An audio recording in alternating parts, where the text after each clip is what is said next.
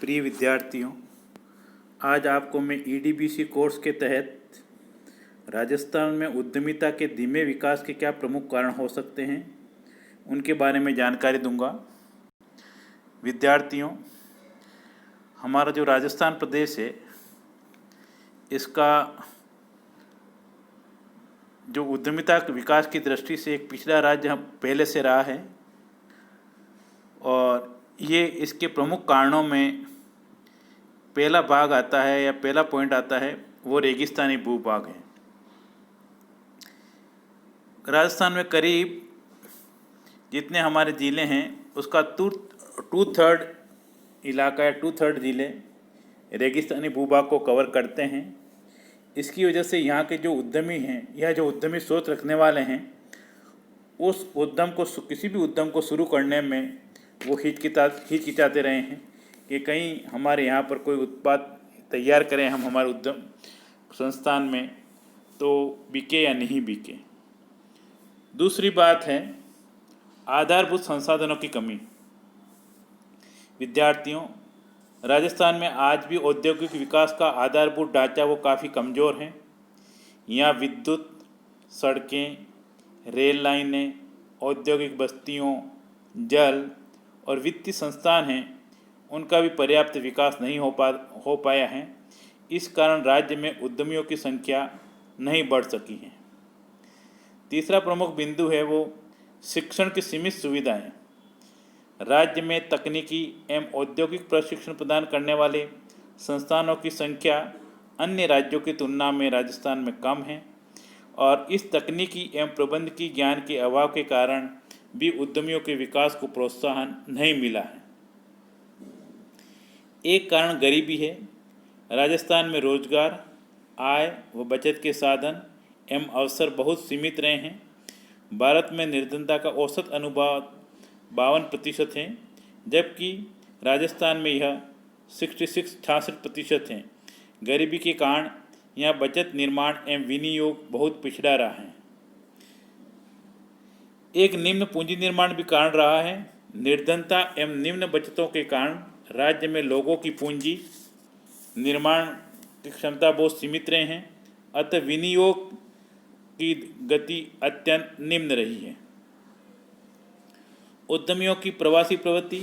यद्यपि राजस्थान साहसी एवं मारवाड़ी व्यापारियों का प्रदेश रहा है, किंतु ये उद्यमी भी अनेक आर्थिक एवं भौगोलिक परिस्थितियों के कारण व्यवसाय हेतु दूसरे राज्यों में गमन कर गए। अतः राजस्थान के मारवाड़ी उद्यमी कई दूसरे राज्यों में जैसे बंगाल, उड़ीसा, कर्नाटक, तमिलनाडु, गुजरात इत्यादि राज्यों में स्थायी रूप से बस गए और वहाँ की अर्थव्यवस्थाओं के सुदृढ़ किया है। फिर सीमांत प्रदेश। राजस्थान की सीमा पाकिस्तान से लगी होने के कारण सीमावर्ती इलाकों में पाकिस्तान के आक्रमण की आशंका प्रायः बनी रहती हैं। सीमाओं पर आए दिन छुटपुट सैनिक गतिविधियाँ भी चलती रहती हैं। फलस्वरूप सुरक्षा दृष्टिकोण को ध्यान में रखते हुए कई साहसी राजस्थान में उद्योग लगाने से कतराते रहे हैं। औद्योगिक नीति की देरी से घोषणा। कई बार औद्योगिक नीति की घोषणा भी देरी से होती है। ऐसी स्थिति में जो उद्यमी हैं या साहसी हैं वे भी इस क्षेत्र में आगे बढ़ने से हिचकिचाते रहते हैं और लंबे समय तक औद्योगिक नीति का अभाव बना रहने के कारण भी राज्य में उद्यमी को प्रेरित नहीं किया जा सकता। फिर शक्ति के साधनों का अभाव। राजस्थान में औद्योगिक विकास के लिए लंबे समय से शक्ति के साधनों का अभाव रहा है। भाखड़ा नागल, चंबल आदि से विद्युत प्राप्त होने पर ही कोटा, चित्तौड़ और आपको भरतपुर, जयपुर आदि स्थानों पर उद्यम स्थापित होने होंगे। फिर है पानी का प्रभाव या अभाव। पानी का अभाव। राजस्थान पूर्व में एक सूखा प्रदेश रहा है जहां आज भी कई बार अकाल का प्रकोप देखा जा सकता है और जबकि एक उद्योग लगाने के लिए जल संसाधन भी एक प्रमुख आवश्यकता होती हैं, यह भी एक उद्यमियों को इस क्षेत्र में आगे बढ़ने से रोकती हैं। संकुचित बाजार।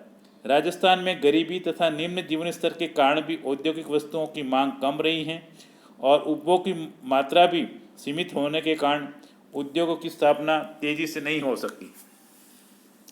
कच्चे माल की पूर्ति की समस्या।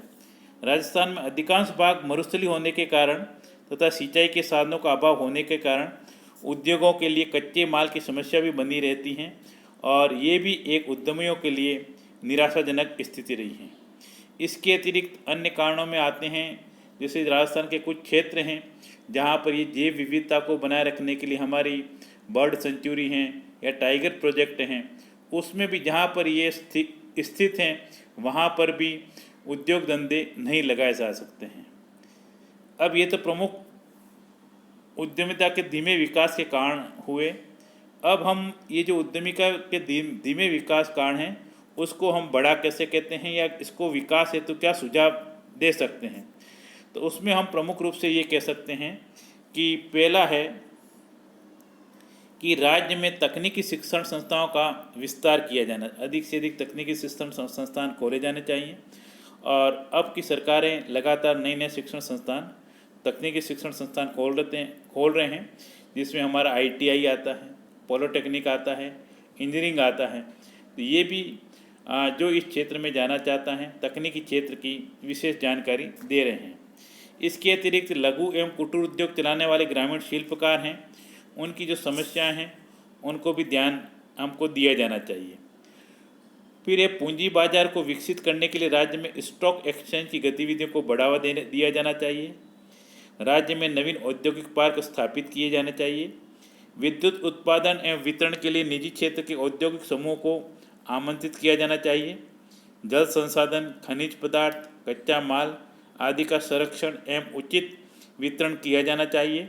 उद्यमियों की व्यावहारिक समस्याओं पर ध्यान दिया जाना चाहिए। निर्यातोन्मुख औद्योगिक इकाइयों को विशेष प्रेरणाएं सुविधा दी जानी चाहिए। और जो परिवहन सेवाएं हैं जो रोड से संबंधित हैं उनका भी विकास एवं विस्तार किया जाना चाहिए। अधिक से अधिक नए रोड बनाए जाने चाहिए। उनकी कनेक्टिविटी भी अधिक से होनी चाहिए।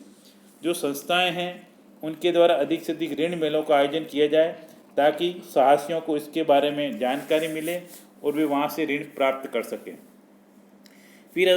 फिर है राज्य के जो हमारे उद्योग विकास के लिए हैं उनके लिए पृथक से दीर्घकालिक नीति की घोषणा करनी चाहिए ताकि एक उद्यमी है उसके लिए आश्वस्त हो सके।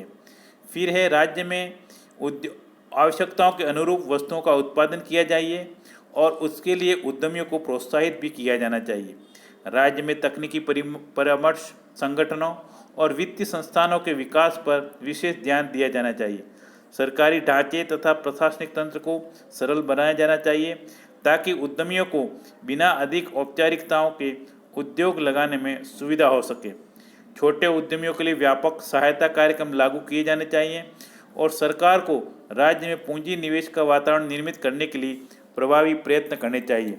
औद्योगिक बस्तियों में प्रशिक्षण, परिवहन, संचार, कच्चे माल, शक्ति के साधन आदि की उचित व्यवस्थाएं होनी चाहिए।